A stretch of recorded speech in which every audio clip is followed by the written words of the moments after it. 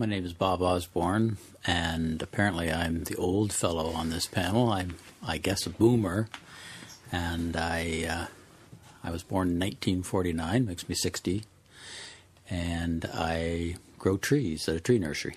My name is Hanna Button, and I guess I am our millennial, or Generation Y, we could also say. I was born in 1988, so I'll be 22 this year, and I am an international relations and French student at Mount Allison University. My name is Stephen Brander. I was born in 1968, which makes me the representative for Generation X, I guess, here today. Like Dag, one of the characters in the book, I too am in advertising, and co-owner of a company called Razor Creative. Okay, and I may as well declare that I was born in 1965, so that puts me in the X category. I was 26 when this book came out, and that's about the age of the characters. So now that we know where we're all at generationally, Hanna, what were your expectations going into reading this book, or did you have any?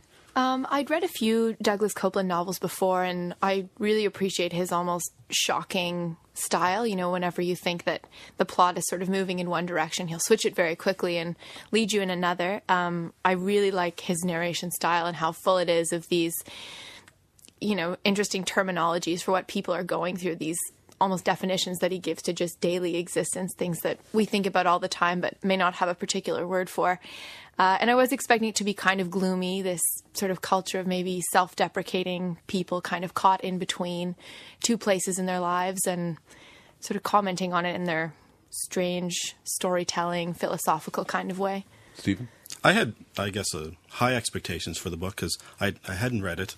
Heard certainly a lot about Generation X and about what that means and sort of what that was all about. So going in, I was, I guess, really expecting it to sort of blow me away. But it really didn't, because it sort of was like it couldn't live up to the hype that had been built around it, you know, over the 20 years. Now, I recognize, of course, when it came out, it was groundbreaking and it really captured the generation or you know, got the essence of what was going on. But, you know, as far as meeting my expectations, I'm going to say no, it didn't. Now, it's not saying that I didn't disagree or the book wasn't a good read, but it's a bit like, you know, watching a movie that's 20 years old, right? It was great at the time, but doesn't necessarily hold up.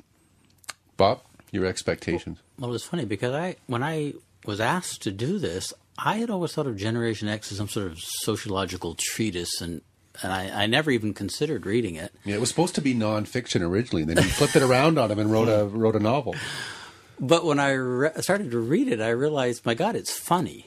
And I really had a good time reading it, but it was sort of like taking a mud bath in angst. I mean...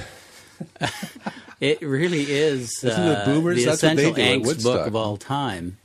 But I enjoyed it immensely. You know, it was a good, fast read, and he has a real knack for language. There's no doubt about it. So I enjoyed it.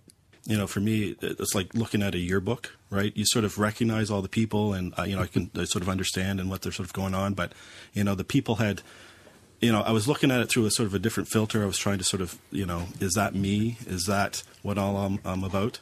Let's get into that okay. Now. Let's talk about the characters. And I'd like you to maybe tell me about the character that you most identified with in the book. I identified with a lot of the characters. I'm going to say likely Andy, sort of the protagonist. Yeah. The narrator. I mean, he seemed to be sort of the most, more of the voice of reason, I guess, and sort of some of his interactions with, you know, some of the other characters, but I've certainly known and dealt with a lot of Dags in my life, and sort of how they, you know, had their sort of, you know, their quirkiness and you know, random vandalizations and you know, jobs that were dead end and all those things. So you know, I'm sort of a combination of characters for sure. Mm-hmm. And Hanna, you were all of maybe one. Perhaps 2 months or something when this book came out? Yeah. How did you relate to the characters? I found that I could relate to them enormously, actually. One of the things that struck me most with their sort of characterization was the anxiety that they continue to feel.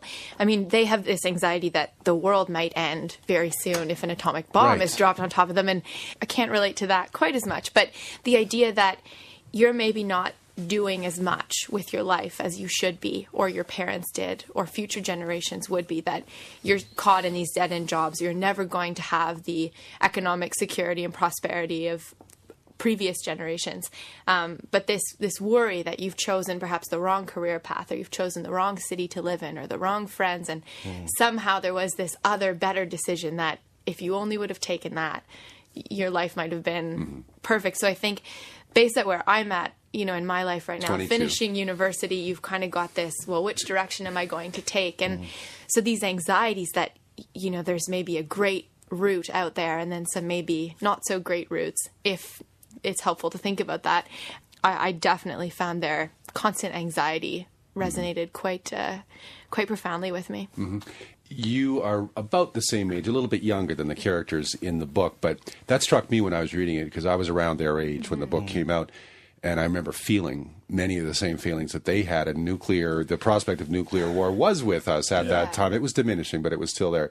But really that whole fear of the future and what do I do next, am I just wasting my life, made me think, is that more of a generation 20s universal thing? Anybody in their 20s sort of feels this way? Absolutely. I mean, it's probably not particular to, coming of age in the 1980s. I think when a lot of people hit that point in their life, they're starting to deal with, what their future might look like, what kind of plans they're going to make. Are they going to have a family? And also maybe a sense of their own mortality for the first time in their lives as well. I know, I said nuclear Holocaust is not as much of a concern for me today, but certainly, if we think about the way that our environment might be changing, or natural disasters, or, for some people it's terrorism, there are still these hanging threats that might completely change the balance of our existence without, a whole lot of warning. So maybe it is just that time that you're starting to become aware of some of these influences. Now, Bob, you hit your late teens and early 20s at a time when there was still, I think, at least the nostalgia tells us, flower power and love and peace, universal peace was still a possibility. The youth had, with the strength in numbers, that kind of thing. And I don't know if you felt that way at the time, but do you think, could you relate to the angst that's expressed by the characters and the pessimism that's all the way through this book? Oh my God, it's right to the core. And I definitely related to Andy, the main character, the most. I was imprinted with fear when I was a kid, because in grade 4 we would be herded out by these sort of mother hen teachers and so forth into the hallways, and made to sit along the edge of the hallway with our hands over our heads to protect us from the nuclear explosion.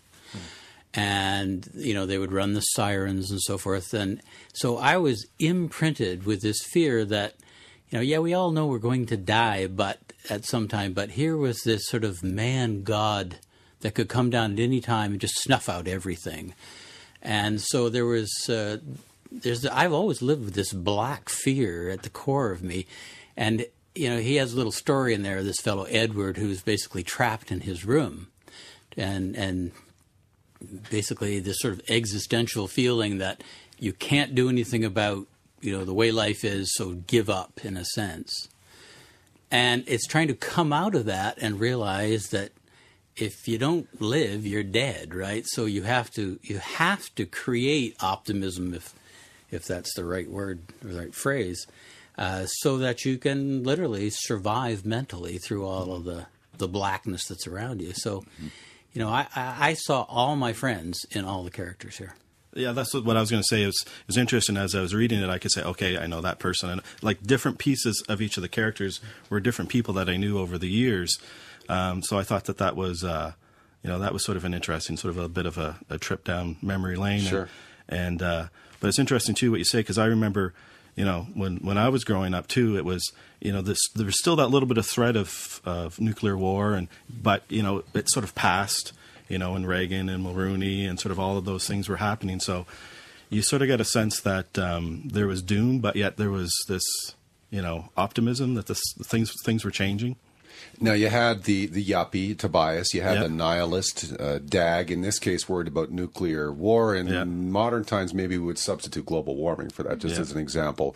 You had the seeker protagonist, Andy, and Claire, who also was very confused. And I'll ask you, Hanna, do you see your friends in some of these characters? I can see little elements of people that I know in these characters and the kind of career paths that they're choosing, or perhaps the relationships that they have with their parents, or the relationships that they try to have